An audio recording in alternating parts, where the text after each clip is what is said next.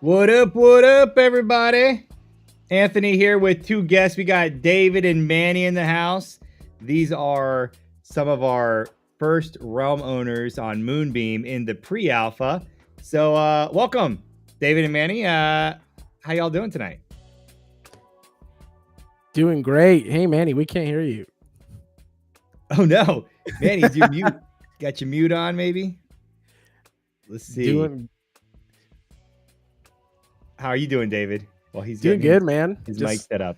Yeah, surviving. Trying to get everything set up. Trying to finish getting the production for everything done, and ready for launch.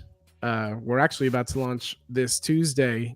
Getting ready for in pre-alpha, and then eventually end up going into alpha, and so on and so forth. But in trying to get ready for Moonbeam, we're trying to get the production up to speed. So we've just been going hard in the paint. Hey, Manny, you back? Let's see. I think I figured it out. Can you hear me? Yeah. There Yeah. Gotcha. So for everybody, tell us a little bit about who you are, kind of where you're at in the world, and then a little bit about your realm. Well, my name is Manny, and I run some of the production at Divine Inspiration. I also play Arlen on the table for our TTRPG. And I don't know, we're trying to do something a little bit different with TTRPGs. We're homebrewing everything, so it's going to be really fun. Even monsters and everything. So items, monsters. Are you using D&D? At the moment, we are using the platform D&D. We're trying to see how we could eventually branch off and maybe make our own eventually. And so that's why we're trying to keep everything fully homebrew right now, so that then we could easily transfer over and change the whole platform if we can, So it'll be really cool. So you're all doing an actual play, completely homebrewing it, and then on top of that, you want to maybe make your own system out of that eventually. Correct. That'll be the plan. That's a bold move for all the dungeon masters out there. That's a bold move. Yes, it is. But I'm really excited though. I think we have a really captivating world built in. Our dungeon master has been really working overtime to try to fill it in, and I help him out a little bit as well with some world building. We have an entire world with a few continents, and we're mainly focusing on one of them right now called Arendor. It's gonna be cool. Okay. And David, what about you, man? Well, my name is David. I play Roderick on the table, and I do a lot of the production as well. Mostly handle a lot of the video work and all of our animations and overlays and thematics and all these kinds of things. So that's what I've been working on a lot to kind of get ourselves something that we always talk about is in this day and age, launching a new stream with the visuals of back in the day it's not up to snuff, I guess. You know what I mean? Like you have to elevate yourself before you launch something. So a lot of people try to compare like, we can be a streamer and just kind of like start off from nothing. But with the technology that we have nowadays, you don't have to start off from nothing. It's actually kind of like what you were talking about before when you were showing Restream and OBS and all these different things. Like you don't just got to hop on with a webcam. So we've been working on trying to elevate our production to even the next level aside from that, and just kind of introduce a whole new live stream production aspect that kind of hasn't been done before. A little bit of a blend of the live stream where it's kind of inviting and it's casual, but also with a lot of these big production elements like big themes, big background music, big sound effects, all these different things that you usually see in more of like a Netflix show or a pre-recorded type production. We're going to be doing it all live, and it's going to be crazy. So far, all of our test runs are coming out. You're going to be doing it live? Like you're going to be like everything is live. Mm-hmm. So I think that's what's exciting, because I think there's a charm to the traditional live streamer tabletop RPG vibe, right? Correct. And so we're working in production. I mean, at the moment, I'm running audio live as I'm playing as well, and so we're also building a production team to run music, to run audio as well. We have someone running the stream, doing moderation, following the digital map, like on stream, so that everybody can see the digital map as well. Which we'll implement as we go. But there's a charm to that, like live, like traditional streamer TTRPG vibe. But it's always possible to still keep that home inviting like vibe, but make it production, make it good quality. Go big. Go big. It's like returning to the old, because like Critical Role and them started off live, but then they all turned to like pre-recorded content. So it's cool to see kind of like going back to that, right? Going back to the roots of what originally was TTRPG, kind of like live stream campaign stuff. So I think that's really exciting, to see. Yeah, and showing that you can do both, and putting an emphasis on the interaction with the viewer as well, because that's something that the pre-recorded shows unfortunately sometimes lack, is those interaction elements with the live viewers that you get when you hop on somebody's live stream and they're just there reading their chat and they do their thing. You know what I mean? Like, that's what we're building a production team to handle, all live interactions, to where we on the table as cast will even be able to get live interaction from the viewers. Oh yeah. So let me ask this. So this is neat because I like that you all have a very robust like production team kind of involved. What is it about Moonbeam, kind of connecting the two, that is kind of like making you excited, especially as you pursue this kind of project? Well, for me, especially in the kind of project that we're trying to do a big production and also have all these interactive elements with the viewer, being able to be on Moonbeam and having everything be isolated to one place is incredible. I mean, we're talking in the middle of a live stream, we can have a lore drop right there on our realm where the viewers can see the lore drop, and maybe us as cast, we don't even see the lore drop, but the viewer can see the lore drop, and it's all in one main thing. And then everything, cool. I mean, I know we've had conversations before of like the ability of Pixis to then be able to summarize certain elements of a campaign, and then somebody to come in halfway through the session and then be able to get a summarized thing of what we've done so far. Excitement isn't the word to describe. It brings everything to like the next level for us. There's a lot of cool things, that like even get my juices when I hear you talking about like the interactive element in the realm. Like, I'm seeing in my head of like, okay, you got your stream going, right? And it's like the adventuring party around the table. I mean, but how dope would it be like if a second stream just pops up and it's like the mad mage or something, the evil wizard, and he's like just saying like a 2-minute like a little thing about what he's gonna do. And so some people like watching would be like, oh snap, I got to watch the wizard. Some people are watching the party, but it's just like stuff like that. That's kind of neat, Yeah, that's really awesome.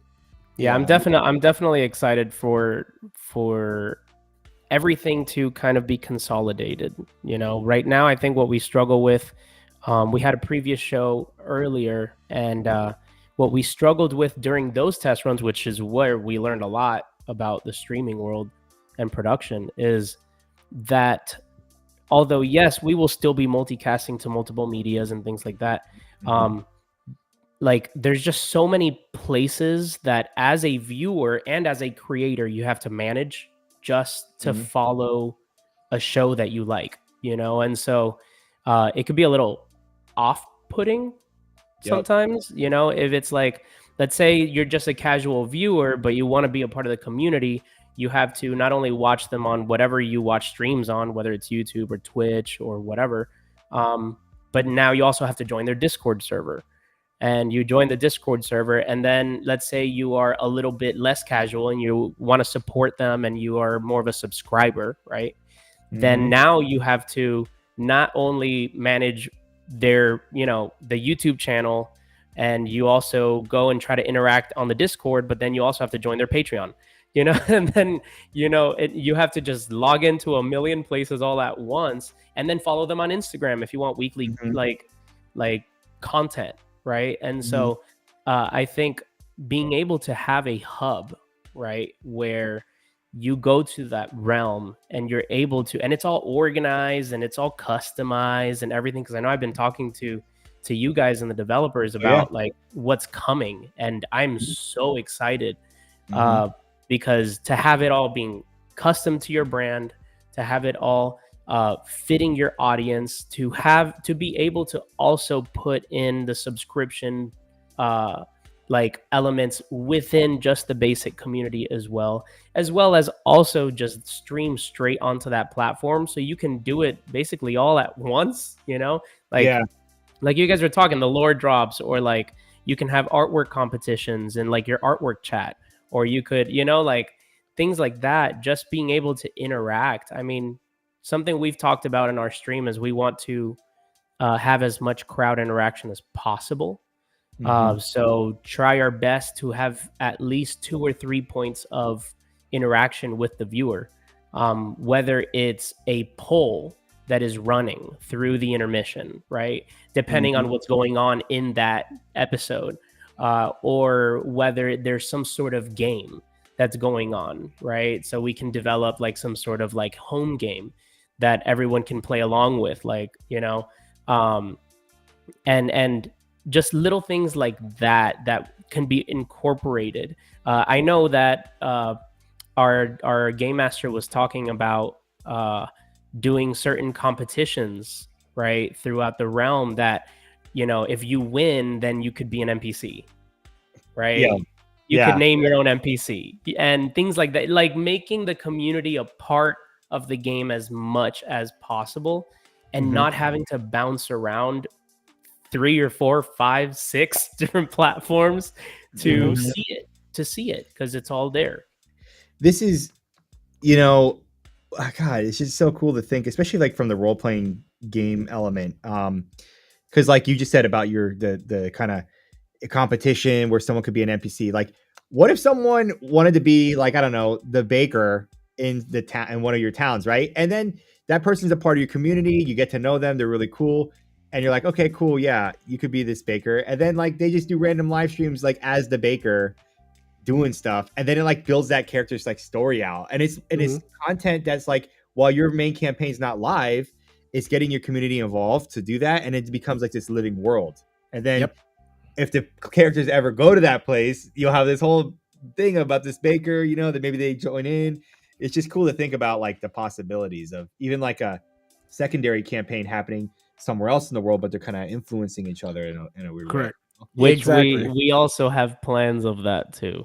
We have plans of that. We have plans on next year also being able to launch a seasonal campaign for the off months of like October, November, December, January, or maybe just like November, December, January, the holiday months, basically, right? Starting around like Halloween time and like going through the new year kind of thing, where we celebrate like our world's traditions of what we know as these holidays, right? And not only that, but making it a totally separate campaign, whether it's based in the Feywild or whether it's based in a school or something totally different than the main campaign for like 2 months, 3 months, you know, 4, 8 sessions.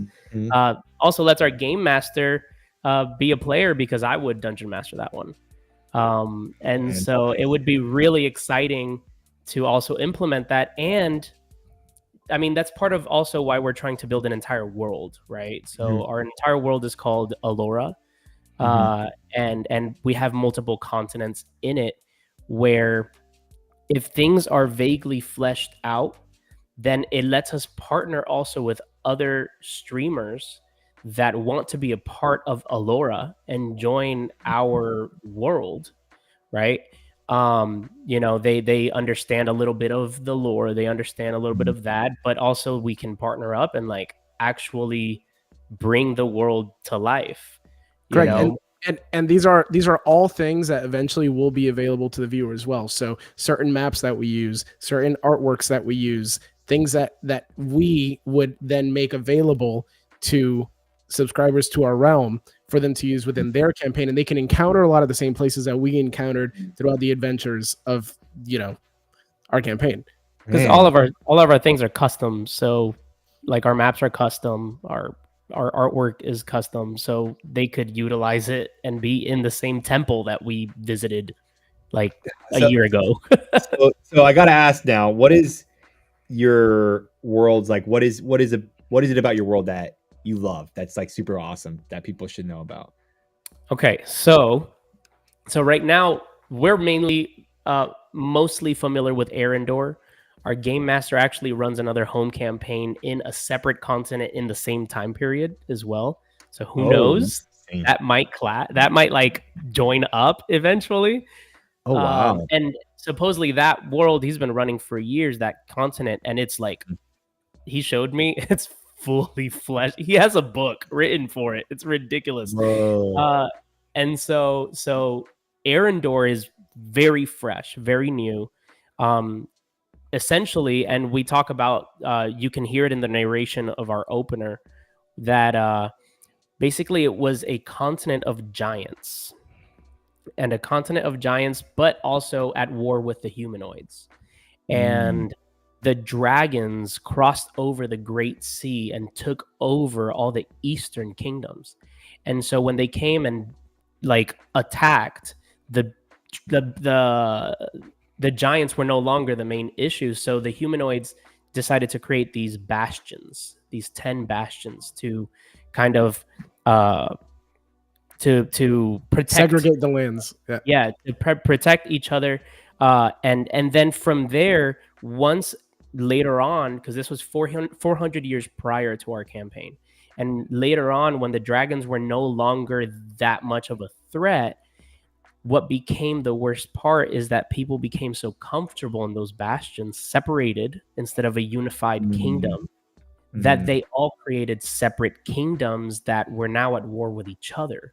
And there is a dragon. It's like a chromatic dragon or something like that, that is in our world, that was the one to unite all the kingdoms of Arendor originally, and his name is Arendor. And so what happens is that that Arendor noticed that everyone's at war with each other. Also, the dragons that came over are at war with the humans, and so are the giants. And so the whole point is he chose 4 of us, the 4 characters. He chose us to imbue his power and go out and remand the 10 bastions and unify the entire continent of Arendor, as well as either fight off or create some sort of unity with the dragons and the giants. So I mean, I guess I could spoil it. Are you all like, so you're all like William Wallace, like unite the clans and going around Arendor, unite the clans, right? So I mean, I can spoil it. The campaign is going to be called The 4 Horsemen, and we are the 4 Horsemen from a prophecy that we got through a temple. We actually, our trials for the table were level 0. We were commoners. Oh, snap. And that's where we figured out our calling, and that is where Arendor imbued us with his power, and that's where we stopped. So we're living all of it with the viewer, starting at level 1.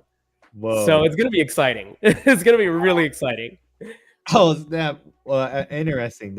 How is the campaign gonna handle like character death if it happens? Is it gonna be I mean, I know some campaigns are like no character death. I know some campaigns are like, hey, if your character dies, they're going to die. But, there's obviously divine powers that can bring them back. So, like, it adds to the story, right? And then there's like the straight up, if you're dead, you're dead. So what are kind of like the rules we could expect to see? Is it like, I have the 4 horsemen and then a goblin shoots you with an arrow? Right? Level 1. I have level 1. You know what? That's a great question. Somebody walks out of the corner. I am the fourth. Yeah, I am the fourth horseman. new character. This guy is the fourth horseman. Yeah, That's a great question. I've had a couple conversations with his name is Tristan, by the way, our game master, and I've had a couple conversations with him to kind of get to know our world a little bit better because it is so vastly different.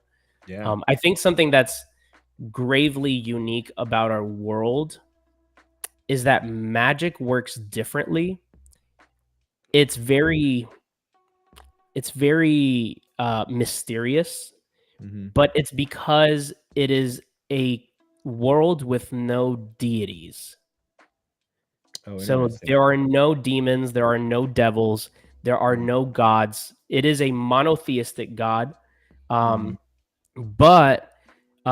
the gods of old were all just legendary heroes that created followings and therefore certain religions and stuff. And so a lot of the rules in our world are a little bit different. So again, when it comes to like reviving and things like that, that's a great question. Let's hope we don't die like you killed me in our first campaign together, Anthony. Wait. Yeah. Anthony killed me first. Hey, look, that was the Tomb of Annihilation campaign, all right? And if I recall correctly, David, you were jumped in lava. You jumped in lava. You jumped in lava. And it was for everybody watching out there, this is the craziest thing I have ever seen as a dungeon. No lie. They're in this dungeon, right? And they're like mid-level. They're not weak or nothing. They're like above level 5. And there was a bunch of fire newts, like these little lizards. And for some reason, David, I don't know what it was. You thought it was like some dragon gonna come out or something, and you start to tell everybody, run away. And as I recall, you'll tell me how you remember it. But as I recall, you started this massive retreat, and the only way to retreat was across a chasm of lava on like a tightrope or something. And I'm like, yes, you actually have it right. Your memory is great. Correct. Yeah, and then because it's seared in my mind as like what is going on moment. And so these little lizards and kobolds that are like weaklings, you could have all killed them all. They chase after. We didn't know that. As you're going across the tightrope, you fail to check or something, and then you fall in the lava, and it's like the Terminator scene where you're like the thumbs up. Yeah, I was begging for help, and no one came to my help. Hold on though. Here's the craziest part, which I guess for context of the people watching, Anthony was our dungeon master. This was maybe 6 years ago.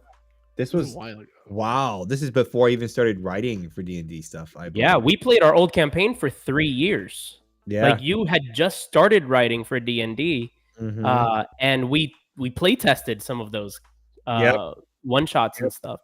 So that happened, and then a year and 2 months later, when we were level 20 fighting the final war against everything, against like Asarak the Lich and a war of giants and a war of dragons. Like it was the Tarrasque. There's a Tarrasque. Yeah, there's a Tarrasque. Well, hold on, not yet. But we scried, and next to Asarak the Lich was a Death Knight, and it was David's character. Yes. Brought back by the Lich. Yes. And when we win, so just so you guys know how Anthony is as a DM, this was glorious, right? When we win, right? We win the war, we're heroes. All of a sudden, a Tarrasque just explodes from the ground up and like tears us up. Luckily, I sent him to hell, and I made sure he never came back. Yeah, that was a wild thing too. Because I remember what it was before the big battle. You had cast like that sacred ground thing, and I'm like, that's really a weird. Things cannot teleport back into the world. Yeah, it was like a really weird spell. You did it for some weird reason, and it wasn't related to like things teleporting in. It was more like, what was the reason for that? I forget. So I think it was more so because I was a warlock, and I was going to fight against Asarak. the Lich. Mm-hmm. And last time we had fought him, the teleportation was just out of control. That's right. You were trying to stop him from teleporting. So then, yeah. I remember the Tarask pops up, and then you sent it to hell. Hurl through hell. And I'm like, okay, it's gonna come back. Just never came back. Like, wait, I did that prayer thing, and I'm like, oh, what the heck? And I looked at the rules, and I'm like, oh my gosh. We sat there for 10 minutes, and I was like, did I beat the game? Well, the thing is, that was funny was like, it was like for that spell, it's like if you do the ritual for 30 days straight, it makes it permanent. So Manny's character, you're like bringing him food, and he's like there for a month, like, oh, for a whole month. A whole month. And like, so the Tarask would never come back. And then he did. That was it. That was the end of the What a fitting question for you to ask, Anthony, about how our campaign's gonna handle death, because you are the death bringing DM. Hey, if there's any DM that's not scared to kill the players. And here's another one. Limian, my character, got his soul literally sucked out by a demi-lich because I went to approach it alone. He was a very distrusting character. And then I had this whole entire off the game monologue with Asmodeus. Yeah. Where you made me make another deal to bring me back to life. So who knows? I mean, that stuff is so left field. Like, who knows how we're going to, figure out character deaths. I know that because of the purpose of the group, it's going to be very hard hitting if there is a character death. So I think that's also important to the story. We did discuss that it will not be a campaign that you can just willy-nilly do whatever you want and you have plot armor. It will not be that. No. So there is weight to every decision that is made within the campaign, and we could die. So we have to be careful and wise. Yeah, that's a big topic. Like I personally always think about character death. And a lot of the modules I've written, it actually is encouraged to occur. But there are mechanisms I make to bring you back to life in that same session. And it's because I think the way I see character death in tabletop, unfortunately, is people are so afraid of it that it kind of like ruins the immersion in a little bit. Because then like the DM, if they're inexperienced, maybe they TPK by accident and they get really freaked out. They don't know what to do. Like, oh, I didn't mean to do this, but it happened. I'm more of the mindset of like, we should embrace character death, but we should make it very easy to like come back from that if that's what you are into, right? I'm kind of like into that because like video games, right? Like you die, you come back. Now you got a scar on your face and it's a good story. Like, I got killed by an orc and then I got brought back to life. To me, it makes it like a more fun thing because it can lead to cool places, Yeah. So part of our really quick. How come I didn't get to come back to life when I jumped in the lava? Is it because you didn't want to revive a character so stupid? He was a Death Knight. He became a Death Knight. He had a purpose. He had a purpose because he did like the whole Anakin thing. He was mad at the party. I remember he was like, "I hate you," and he's like burning the lava. I hate you. That's exactly. And maybe his character's like, "You were brothers to me." It was like, I remember this. Oh, that's funny. Funny. That is funny. For trademark reasons, I had to end that storyline and then bring you back as Death Knight. So funny. Yeah. But yeah, I mean, we still have magic in our world, so that does still exist. Cool. And so there are going to be people. They're just not gods, right? But they are extremely, extremely powerful beings that will be within our world. And some people look to them as gods, and so it's very possible there's going to be ways, like there is still going to be, for example, necromancy, but in a different way. It might be more disease based rather than, demonic based or whatever, like dark magic based.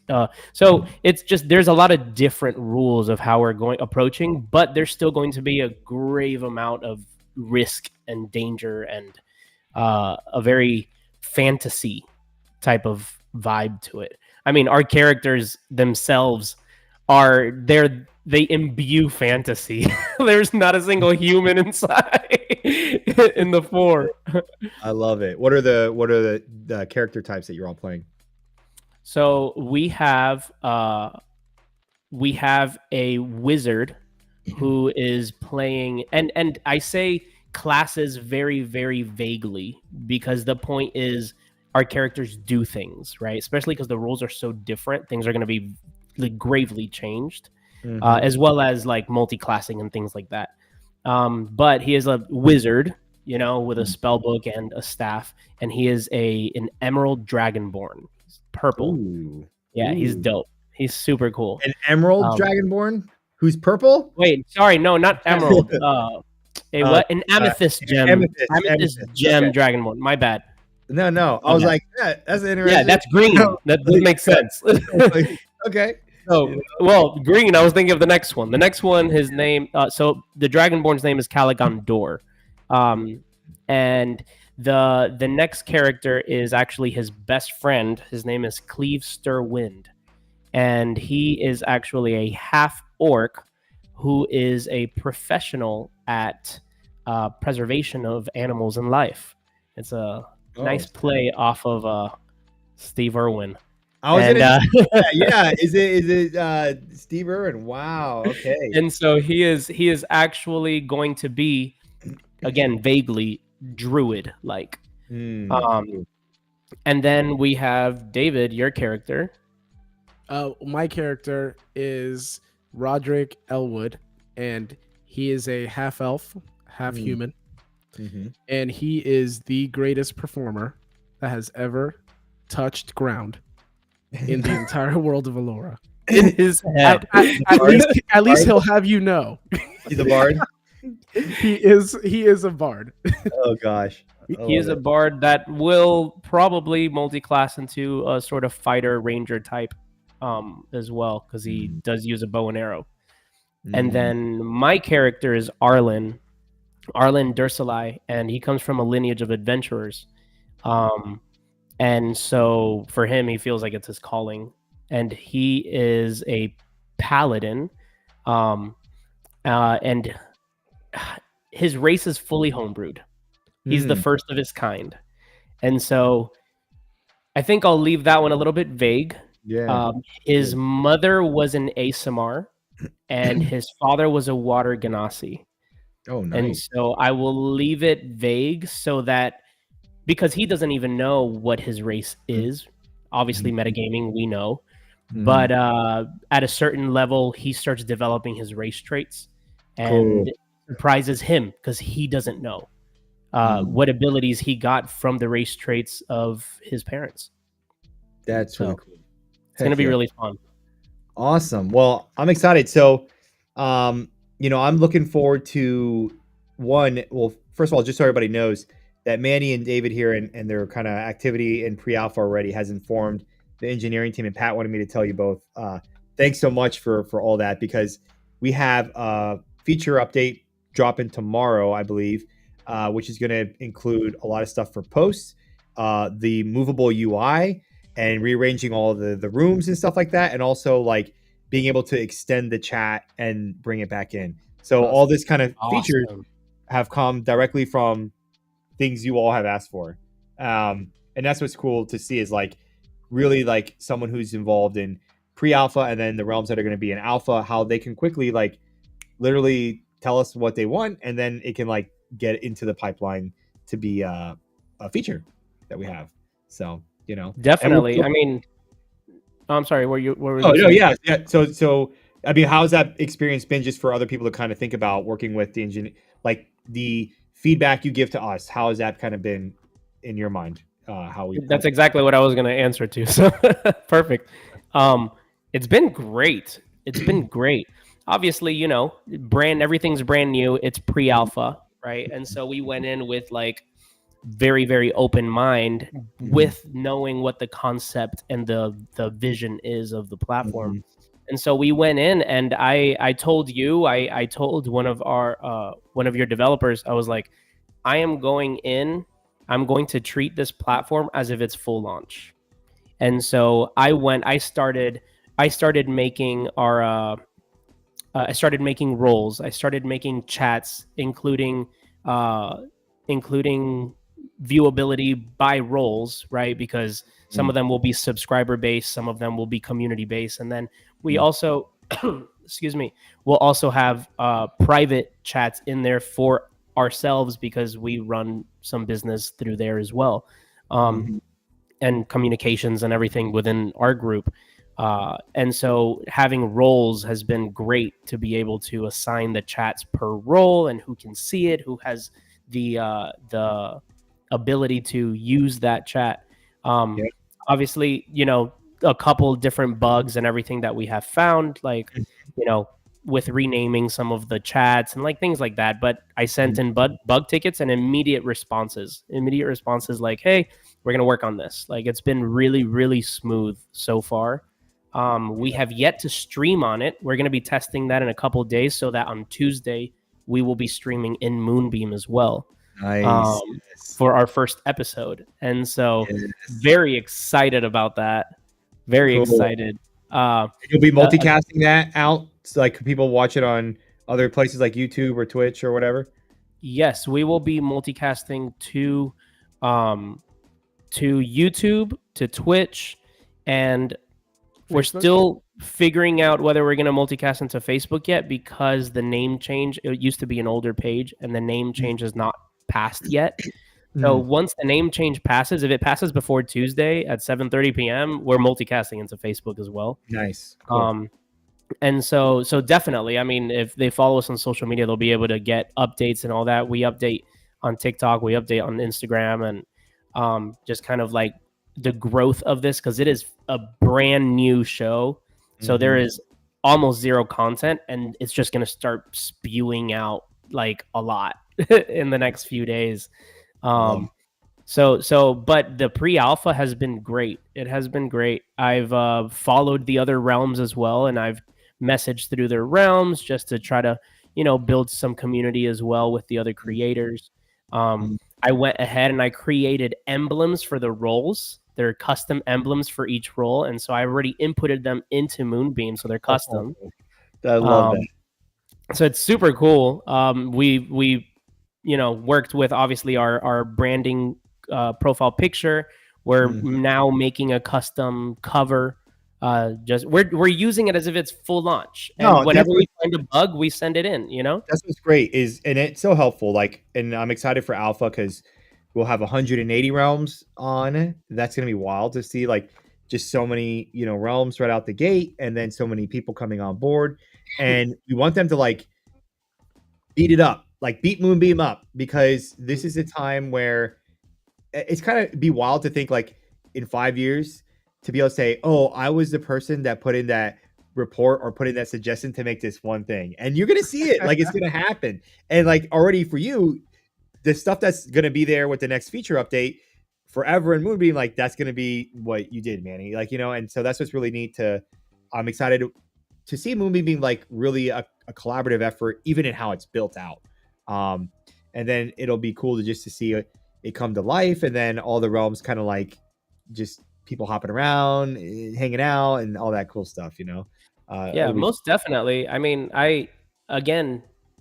we love the concept of Moonbeam. We love what you guys are building 100%. And so we're trying our best to make this as successful as possible. And if that means sending 20 bug tickets on one day, like we send 20 bug tickets because I know they're going to be fixed and I know they're going to be responded to make the platform a solid foundation for when it launches. Correct. And eventually when we start, this is going to be the end all be all hub for our community, is going to be in Moonbeam. So we're going to stray away even from Discord and all those to make this our main hub. So we need to treat Moonbeam and all the tickets and everything like that the same way that we treat everything in production for our actual stream, because it's all the interactive points with the viewers. So Moonbeam working the way that it's supposed to is just as important as our production getting right on the day of stream. 100%. Absolutely. And so we'll begin wrapping up here because we're almost at time. Do you all want to plug anything for yourselves or for where they can find you in the meantime until Moonbeam is open for them to join in and hang out in your realm? Yes, for sure. On all social media, we are not Moonbeam. We are divineinspiration.stream. Except on Twitch, they didn't allow dots, so we are _stream. So divine inspiration _stream on Twitch, .stream everywhere else. We have Instagram, TikTok. Again, the Facebook is still under construction, waiting for that name change to go through their developers and stuff, their moderation. And then we have YouTube. That's right now until Moonbeam's launch as our main hub for streaming. And we post short form content. Once that first episode is out, you'll see short form content and highlights of our episodes through YouTube Shorts, through TikTok, through Instagram, all of it. And yeah, just follow us and come hang out and join like the movement for Moonbeam. We're super excited to be a part of it. It's awesome. Love it. David, how about you? Anything to tag or plug or final words? Final words before I kill your character again. You kill him again. You're my brothers. No, that's pretty much about it. Just kind of stay tuned for this Tuesday, 7:30. If you can make it, be there. We're gonna be interactive with the viewers this Tuesday.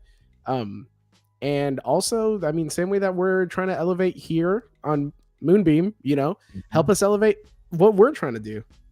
Give us pointers, anything that you want to do to help us build our community.